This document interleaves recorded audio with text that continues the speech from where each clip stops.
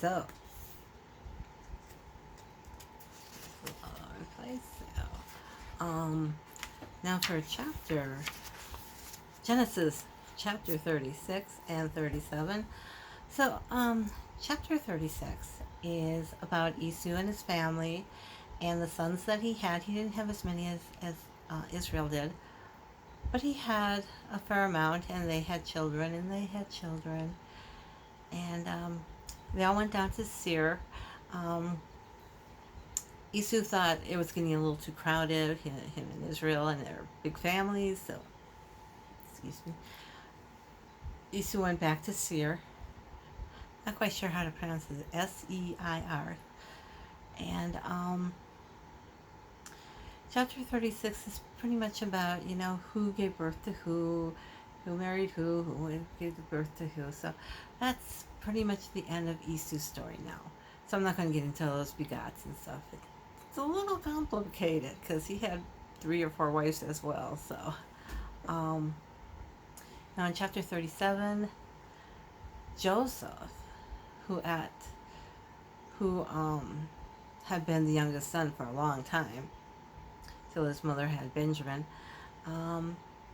He was Jacob or Israel's favorite son, probably because Rachel was the wife that he really loved, the wife that he wanted to marry first.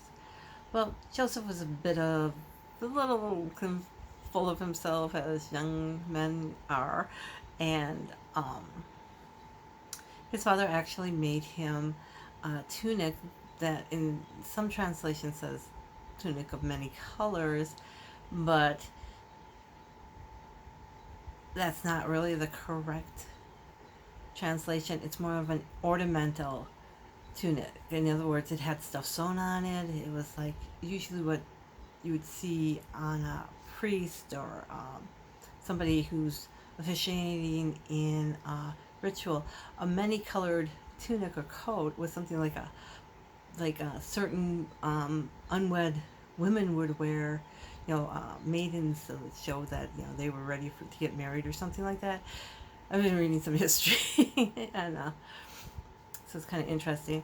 But Joseph wore it all the time, and he would go with his brothers to work with the herds or the flocks, and he would come back telling tales.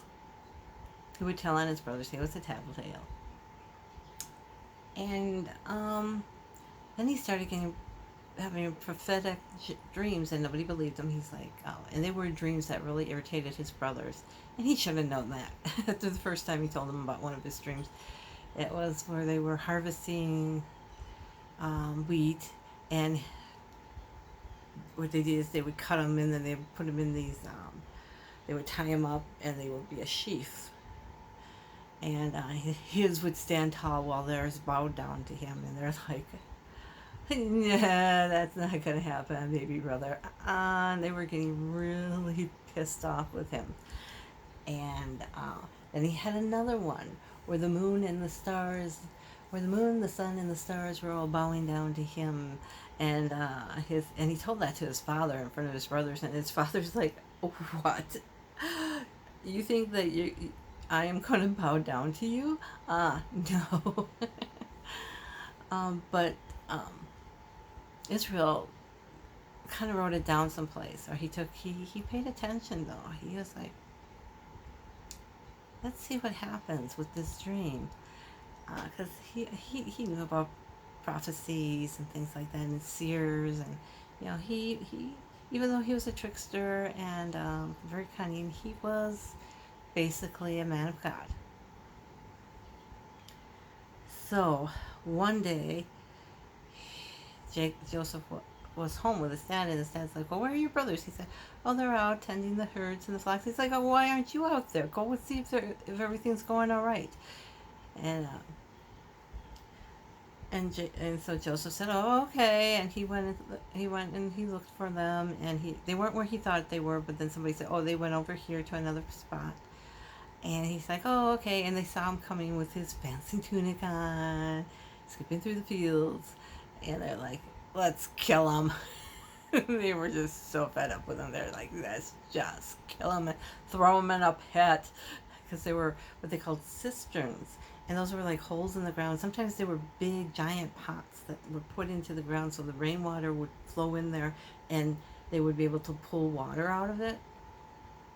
It was very common in that area.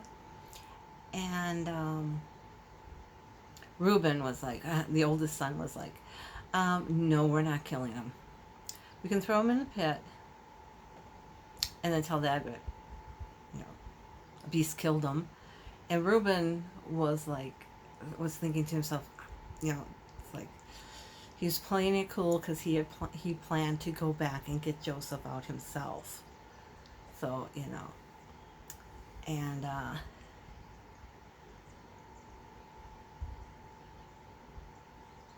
so the brothers grabbed Joseph.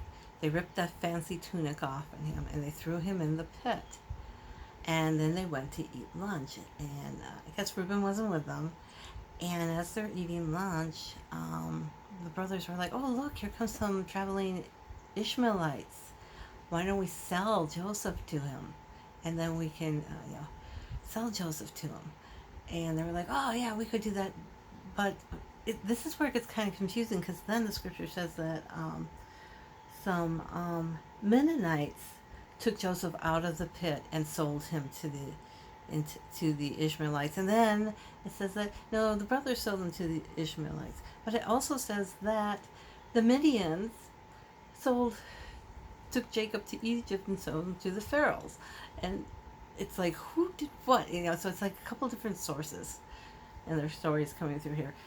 Anyway, Reuben had gone back to the pit to try to rescue Joseph, and Joseph was gone. And Reuben was like, oh my God, he's gone. What are we going to do? This is crazy. Oh, by the way,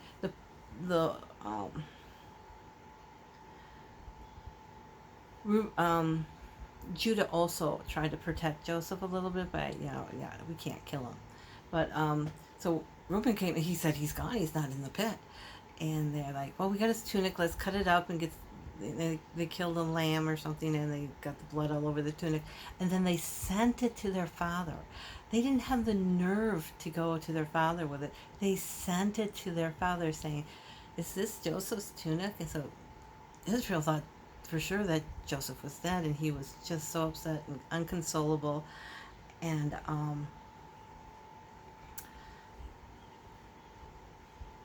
it was pretty bad. That was a very nasty trick of them to play.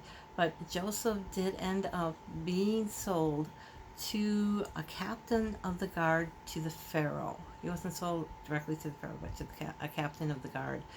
So this is where Joseph's story really starts. And things are supposed to get pretty interesting from here.